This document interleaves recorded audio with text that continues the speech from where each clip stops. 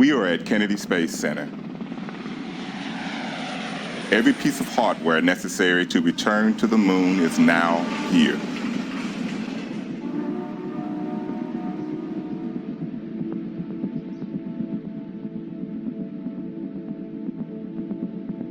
They are being assembled, stacked, fueled, and primed for flight.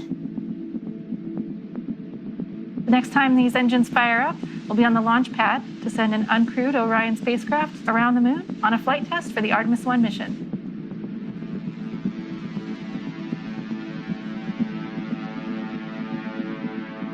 It's been a journey of 1,000 miles from factory floors all across this country and around the world to here.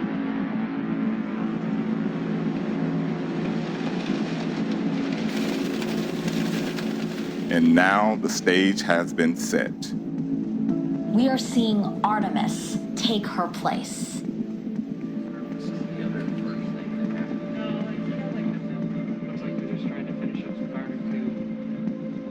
The framework to support the enormity of this moment can't be measured in renovations and rehearsals alone. But in the testing of a metal found much deeper. With each segment built upon the one before it,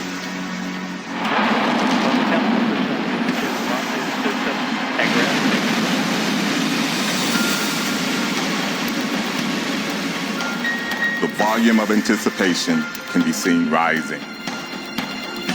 For in addition to certifying what a host of testing has already previewed,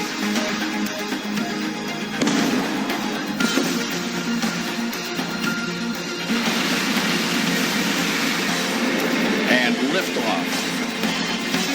The dawn of Orion and a new era of American space exploration. Artemis will demonstrate a new path to the moon for this generation. Artemis I. An uncrewed test flight will be a final proving of every system in every component. In the harshness of space.